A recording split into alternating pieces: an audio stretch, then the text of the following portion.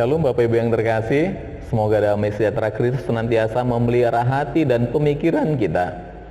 Dan di saat ini kita bersyukur kita bisa kembali memperingati hari kenaikan Tuhan Yesus ke sorga. Dan sebagai firman Tuhan yang akan kita renungkan untuk menjadi kekuatan bagi kita saat ini diambil dari Lukas 24 ayat 44 sampai 53. Saya akan bacakan untuk kita semua demikian firman Tuhan. Ia berkata kepada mereka, "Inilah perkataanku yang telah kukatakan kepadamu ketika aku masih bersama-sama dengan kamu, yakni bahwa harus digenapi semua yang ada tertulis tentang aku dalam kitab Taurat Musa, dan kitab Nabi-Nabi, dan kitab Mazmur." Lalu ia membuka pikiran mereka, sehingga mereka mengerti kitab suci. Katanya kepada mereka, "Ada tertulis demikian, Mesias harus menderita dan bangkit dari antara orang mati pada hari yang ketiga. Dan lagi, dalam namanya berita tentang pertobatan dan pengampunan dosa harus disampaikan kepada segala bangsa, mulai dari Yerusalem. Kamu adalah saksi dari semuanya ini, dan aku akan mengirim kepadamu apa yang dijanjikan Bapakku. Tetapi kamu harus tinggal di dalam kota ini sampai kamu diperlengkapi dengan kekuasaan dari tempat tinggi." Lalu Yesus membawa mereka keluar kota sampai dekat Betania. Di situ ia mengangkat tangannya dan memberkati mereka. Dan ketika ia sedang memberkati mereka, ia berpisah dari mereka dan terangkat ke sorga. Mereka sujud menyembah kepadanya. Lalu mereka pulang ke Yerusalem dengan sangat bersuka cita. Mereka senantiasa berada di dalam bait Allah dan memuliakan Allah. Amin. Tema daripada firman Tuhan bagi kita hari ini adalah mengalami sukacita kenaikan Yesus. Mengalami sukacita kenaikan Yesus. Jadi ada orang yang tidak bersukacita ketika harus mengalami perpisahan. Ketika kita melihat pengalaman para murid Yesus yang pertama, memperlihatkan ada 2 kali mereka harus mengalami perpisahan ataupun berjauhan dengan Tuhan Yesus. Perpisahan yang pertama adalah ketika Tuhan Yesus harus ditangkap, disiksa hingga mengalami kematian. Lalu perpisahan yang kedua, ketika Tuhan Yesus harus meninggalkan para murid untuk naik ke sorga. Ini yang sekarang kita peringati pada hari ini. Dari kedua perpisahan tersebut kita dapat melihat jelas bahwa dampak yang sangat berbeda dari kedua perpisahan tersebut sangat nyata. Pada perpisahan yang pertama, ketika Yesus ditangkap dan mengalami kematian di kayu salib, perpisahan tersebut membuat murid-murid mengalami kesedihan yang luar biasa. Mereka kecewa, mereka putus asa, dan mereka ketakutan. Dan dikatakan murid-murid sulit untuk move on. Buktinya sulit move on adalah Tuhan Yesus harus sampai 40 hari untuk meyakinkan bahwa dia benar-benar bangkit. Pengalaman ini bisa dialami oleh banyak orang. Ketika kita ditinggalkan oleh orang yang kita kasihi, apalagi karena meninggal, tentu ini akan mendatangkan pukulan yang sangat berat. Ini bukanlah hal yang biasa dan ringan. Tetapi dalam pembacaan firman Tuhan pada hari ini menceritakan sesuatu yang berbeda terjadi. Ketika Tuhan Yesus harus berpisah dengan murid-muridnya dalam hal yang kedua, yaitu ketika dia harus naik ke sorga. Ini ada hal yang tidak biasa, yaitu murid-murid tidak mengalami kesedihan, justru mereka mengalami sukacita. Bahkan kalau kita membaca dalam ayat 52, mereka bersukacita, sukacitanya bukan sukacita biasa. Ada kata sangat bersukacita. Perpisahan tidak membuat mereka sedih, tidak membuat mereka kecewa, tidak membuat mereka lemah. Justru perpisahan yang kedua ini bisa membuat mereka memiliki semangat yang berkobar-kobar. Sehingga ini yang memampukan mereka nantinya juga akan bisa semakin kuat bergerak ke berbagai penjuru dunia. Berbeda dengan peristiwa perpisahan yang pertama. Mereka sedih, takut, mengurung diri. Jadi kalau kita baca dalam Yohanes 20 ayat 19 jelas, murid-murid Yesus ketika tahu Yesus mati, mereka kalaupun kumpul selalu mengunci ruangan, takut mereka kepada orang-orang lain. Dalam hal ini kita dapat melihat hal yang menarik adalah kenapa pada perpisahan yang kedua ini mereka bisa sangat bersuka cita. Padahal kan mereka pada kisah sebelumnya merasa tidak siap untuk berjauhan dari Tuhan Yesus. Tapi sekarang mereka dikatakan bisa sangat bersuka cita. Hal ini juga merupakan hal yang perlu juga untuk kita renungkan di saat ini. Ketika kita berada dalam situasi sama-sama berjuang untuk mengatasi pandemi COVID-19 dengan berbagai dampak dan tantangannya, di saat ini kita membutuhkan Yesus untuk hadir mendampingi dan menguatkan kita. Namun di saat ini juga kita harus dipaksa untuk berjauhan, dipaksa untuk berpisah dari gerejanya, dipaksa untuk kita berpisah dari teman-teman kita satu persekutuan secara fisik. Yang mau kita renungkan adalah bagaimana agar kita bisa tetap bersuka cita. Bagaimana agar sukacita murid-murid yang pertama juga kita alami di dalam situasi kita yang sedang terjadi pada saat ini.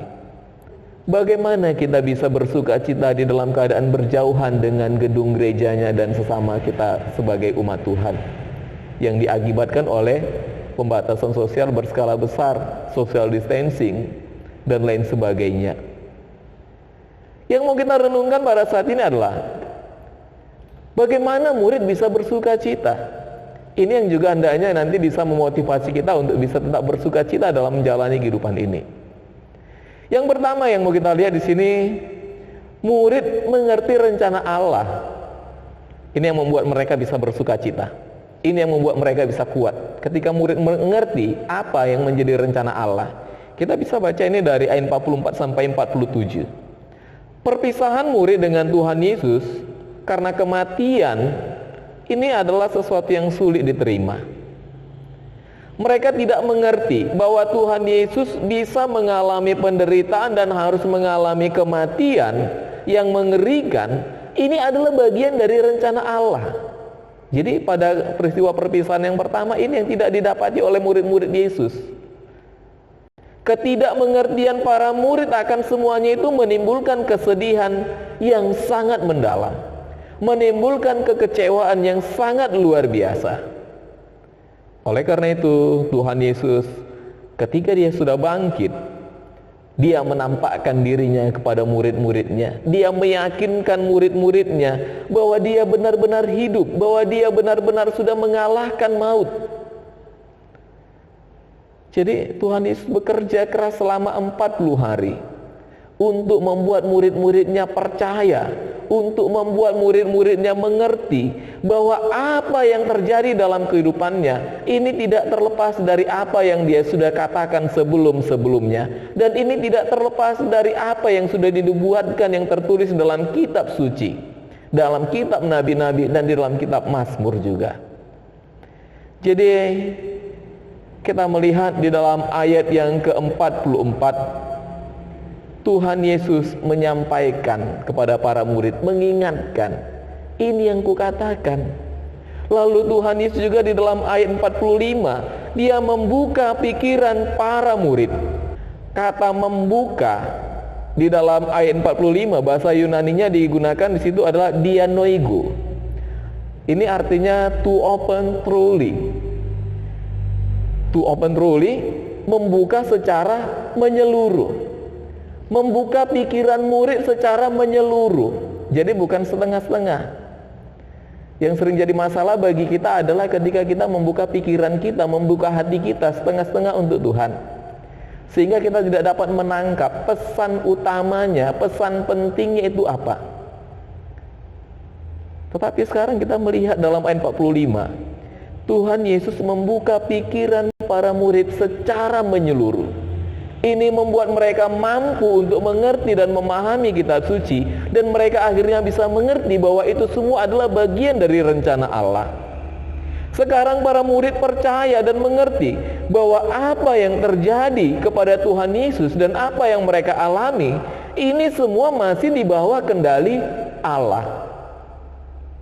Jadi Di dalam Matius 10 ayat 30 ada dikatakan demikian, di bawah langit ini tidak ada satupun di luar kendali dan tidak ada sesuatu pun yang terjadi di luar pengetahuan Allah.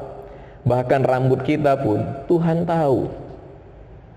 Jadi ketika kita percaya apa yang terjadi masih di bawah kendali Allah, ketika kita senantiasa berserah kepada Allah, seharusnya ini membuat kita tidak mengalami ketakutan yang berlebihan.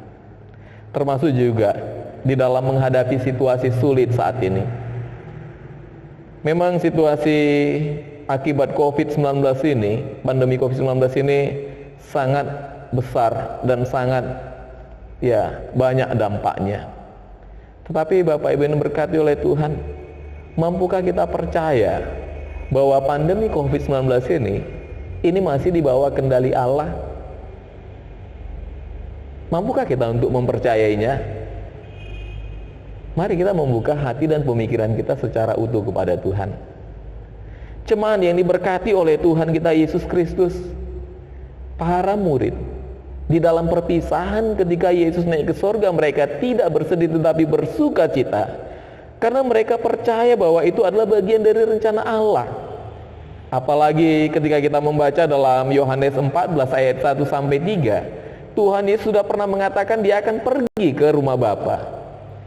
Jadi kepergian Yesus ke sorga, kepergian Kristus ke rumah Bapa, ini merupakan bagian yang penting untuk mempersiapkan tempat bagi kita, agar kita punya tempat yang pasti. Jadi bukan tempat yang tidak pasti. Yesus datang mempersiapkan tempat yang pasti bagi kita. Jadi kalau kita membaca di dalam Ibrani 6 ayat 20 mengenai Yesus yang naik ke sorga mempersiapkan tempat bagi kita, dia digambarkan sebagai seorang perintis. Dalam bahasa Yunaninya yang dipakai itu adalah kata prodromos. Jadi dalam bahasa Yunani prodromos dalam perjanjian baru, ini adalah satu-satunya kata yang digunakan dalam Alkitab, prodromos. Ya, ini hanya satu kali ditemukan dalam Ibrani 6 ayat 20. Prodromos ini adalah perintis, pembuka jalan. Dia bisa diartikan seperti pasukan elit, pasukan khusus untuk memasuki tempat-tempat yang sulit dijangkau, untuk memasuki tempat-tempat yang sulit untuk ditembus.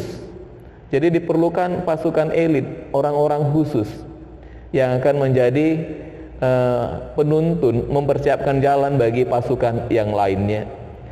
Prodromos ini juga perintis. Ini bisa kita ibaratkan seperti sebuah kapal kecil yang menjadi penuntun bagi kapal besar.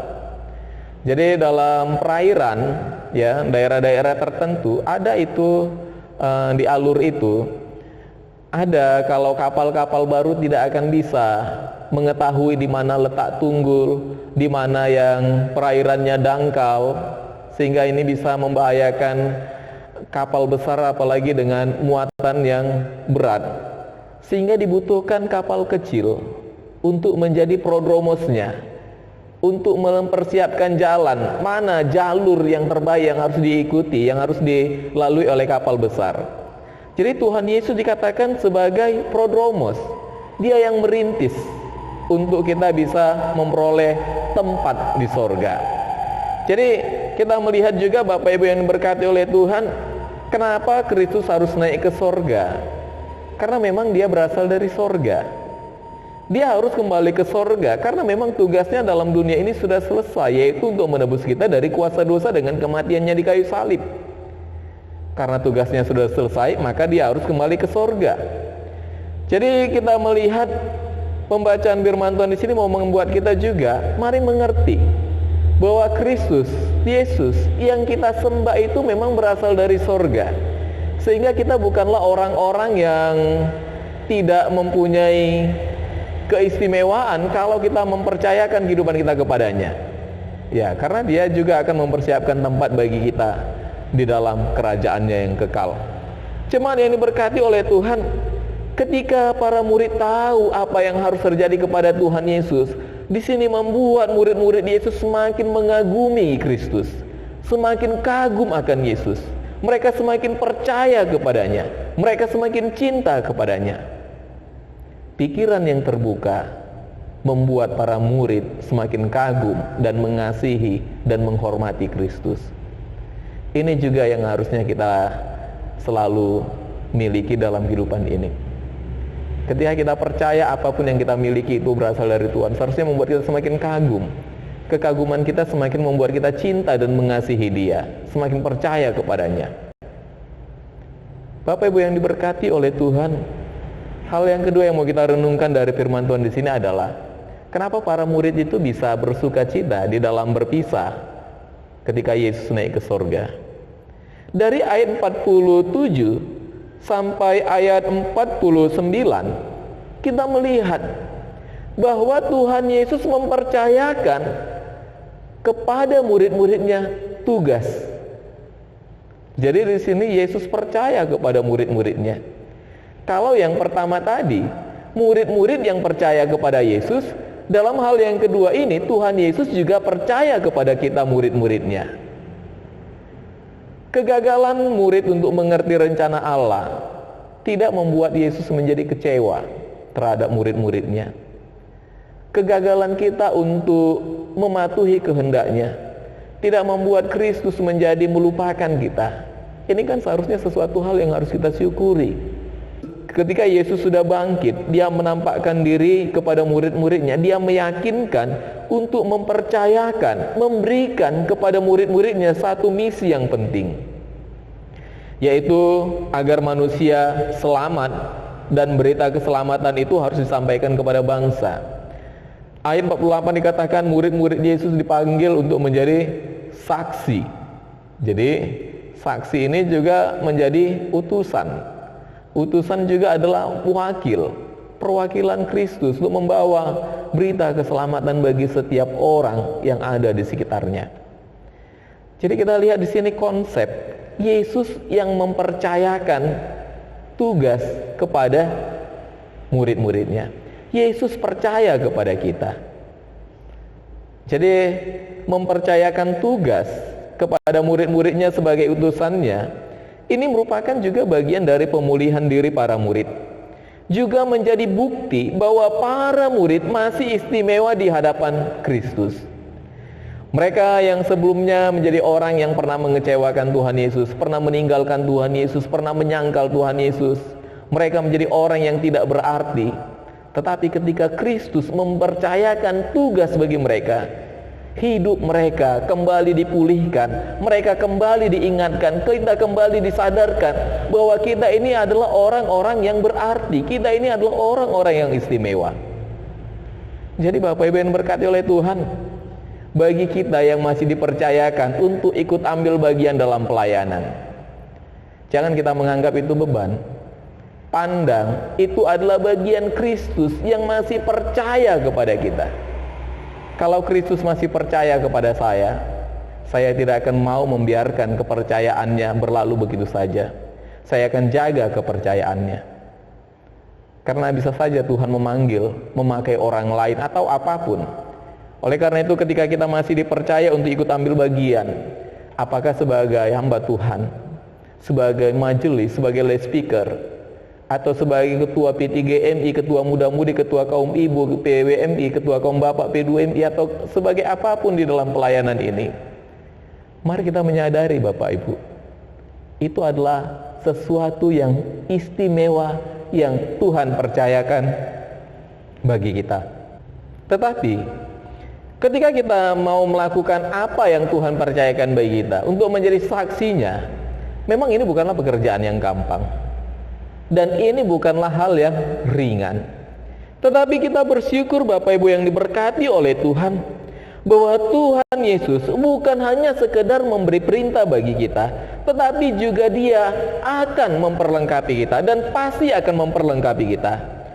Ini yang bisa kita lihat di dalam ayat 49. Aku akan mengirimkan kepadamu apa yang dijanjikan Bapakku. Apa itu? Roh Kudus, Roh penolong yang akan menolong kita, menguatkan kita, memberikan kita hikmat.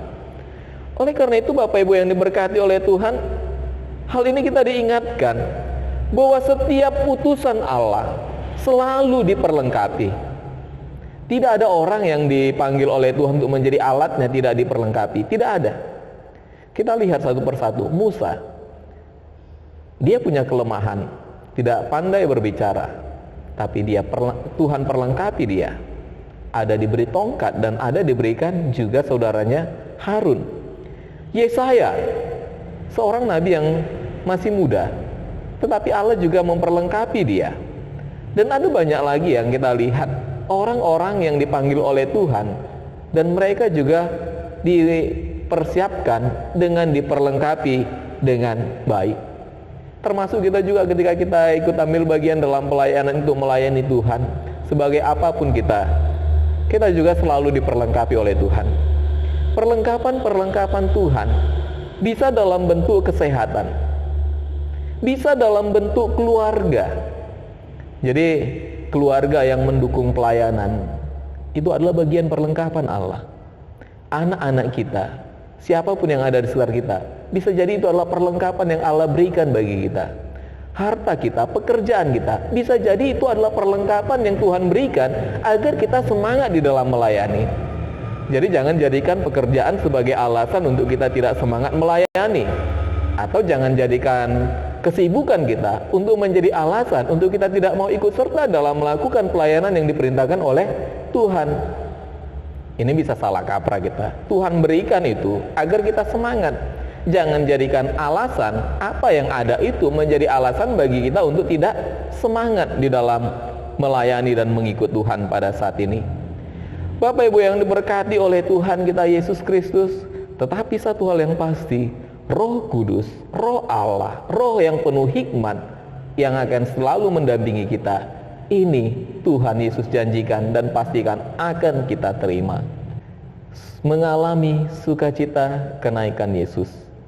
Tidak terlepas dari hal yang ketiga yang kita renungkan dari ayat 50 sampai ayat yang ke-53. Diperlukan hubungan yang baik dengan Allah senantiasa. Diperlukan relasi yang baik dengan Allah. Oleh karena itu sangat penting untuk senantiasa menjalin relasi yang baik dengan Allah. Jadi kalau di dalam ayat 49, kenapa mereka harus menunggu? Kemudian kalau kita melihat juga di dalam ayat 53, mereka senantiasa di dalam bait Allah. Kalau kita membaca dalam Kisah Para Rasul 1 ayat 8, para murid diajak untuk tetap menantikan Tuhan supaya mereka jangan pergi dahulu sampai ke ujung bumi. Kenapa?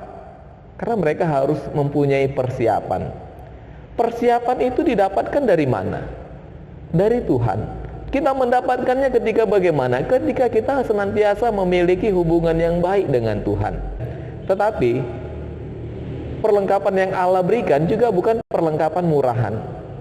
Perlengkapan yang akan memampukan kita untuk menghadapi tantangan yang berat ini. Oleh karena itu Bapak Ibu yang diberkati oleh Tuhan kita Yesus Kristus, melalui peringatan Yesus yang naik ke surga pada saat ini, mari kita juga menjadi seperti murid-murid yang mau patuh, mau mengikuti apa yang diperintahkan oleh Kristus. Tunggu kata Tuhan, kita harus menunggu. Berangkat kata Tuhan, kita harus berangkat. Hari ini kita memperingati dan merayakan hari kenaikan Yesus yang ke sorga. Walaupun kita dalam situasi pandemi COVID-19, tapi mari kita percaya ketika Kristus naik ke sorga, Dia tidak akan meninggalkan kita seorang diri untuk menghadapi situasi sulit saat ini. Mari kita menjadi seperti murid-murid Yesus yang pertama, yang bisa juga mengalami sukacita kenaikan Yesus ke sorga. Biarlah hari-hari kita ini juga kita jalani dengan penuh rasa optimis, bahwa apapun yang terjadi dalam dunia ini, termasuk pandemi COVID-19, tidak terlepas daripada pantauan dan penguasaan Allah. Jemaat yang diberkati oleh Tuhan, mengalami sukacita kenaikan Yesus berarti kita mampu percaya, dan bukan hanya sekedar percaya, tapi sampai kepada mengagumi Kristus, bahwa Dia adalah luar biasa. Ketika kita mengagumi Yesus di dalam setiap kehidupan kita, maka kita akan menjadi orang-orang yang berani bersaksi untuk menjadi alat kemuliaan-Nya. Mengalami sukacita kenaikan Yesus membuat kita memiliki keberanian untuk hidup menjadi alat-Nya melalui apapun yang ada dalam kehidupan kita saat ini, termasuk melalui keluarga kita, melalui pekerjaan kita, melalui usaha kita, dan melalui apapun yang ada di dalam kehidupan kita saat ini. Ingatlah, apa yang ada pada kita tidak terlepas dari pantauan Allah. Apa yang ada pada kita bagian dari perlengkapan Allah untuk kita bisa menjadi saksinya yang luar biasa. Kiranya dengan firman Tuhan bagi kita pada saat ini, kita tetap semangat, kita tetap kuat meskipun dalam keadaan penuh dengan tantangan. Jangan kita menyerah, karena ada Kristus yang akan selalu menolong dan menguatkan kita. Tuhan memberkati kita.